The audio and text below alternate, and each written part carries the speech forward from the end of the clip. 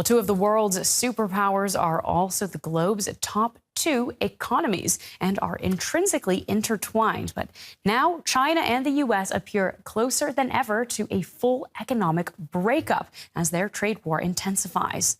This month, U.S. President Donald Trump raised baseline tariffs on Chinese imports to 145%. The Chinese leader Xi Jinping has come out all guns blazing.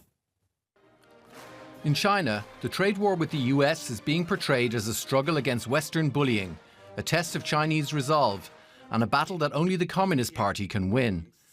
The trade war is the biggest political challenge facing China's paramount leader, Xi Jinping, since the COVID pandemic. Tactically, Xi is using the trade war as an opportunity. On this month's tour of Vietnam, Malaysia and Cambodia, Xi sold a vision of Beijing as a responsible power, willing to work with regional neighbours to offset the impact of US tariffs.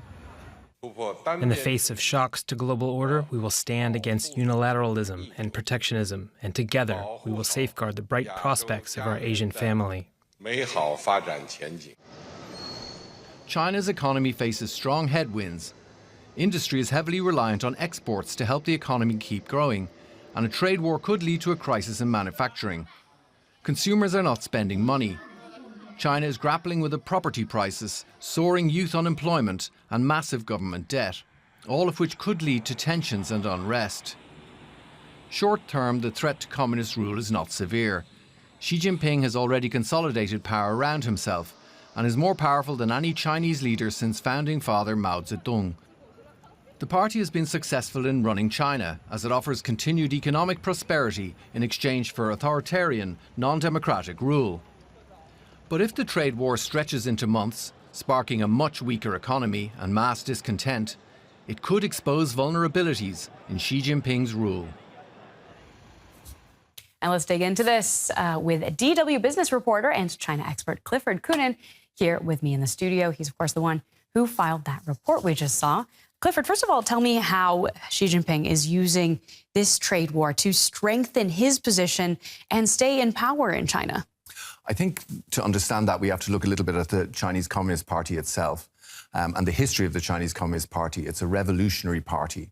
China emerged in 1949 after the Civil War, where the Communist Party defeated the Nationalists. And it's all about struggle. It's all about having campaigns, and these kind of things are great for the Communist Party. They're very good at these things, and that's what this is being turned into. This trade war has become like a revolutionary event in a way that they're mobilizing the people behind it. There's a surge in nationalism. They're saying, anti-Western imperialism, anti-Western bullying. All of these kind of things are great in terms of how it works. There's lots of propaganda, and so it strengthens him in a way. But of course, there are risks to that. Yeah, that's really interesting how that plays in. We've, of course, in response to these tariffs, seen Xi Jinping on a so-called charm offensive, trying to shore up regional cooperation. What would greater regional integration mean for global markets? Well, this is interesting. I mean, last week he went on a tour of Southeast Asia, and he went to Vietnam, which is also a communist country, and they've got a lot in common. And then other ASEAN states who are who also have, he's trying to build a kind of an Asian front against the US. The optics of the trip were very good, but I think in terms of details, it was kind of low on details about how he's going to do that, because basically China wants to stop export, it has to stop exporting to the US. It needs other markets, and it's looking at ASEAN and Asia and as a possibility.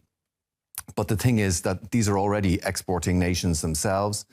Most of them, they're also heavily reliant on the US. So it's difficult to see how it's going to work out in terms of using the other Asian nations in the region to take these Chinese goods and to help him in its front against the US. And how successful that is going to be, right? Yeah. I mean, I think an interesting point here is also the potential of the damage that Trump's tariffs could do to China's economy. Obviously, it's a state that is very interested in keeping a lid on unrest. But if things like unemployment start to go up in China, that could be really dangerous for Xi Jinping, couldn't it? Absolutely. I mean, this is the risk. And I think we've seen a few, China needs its exports.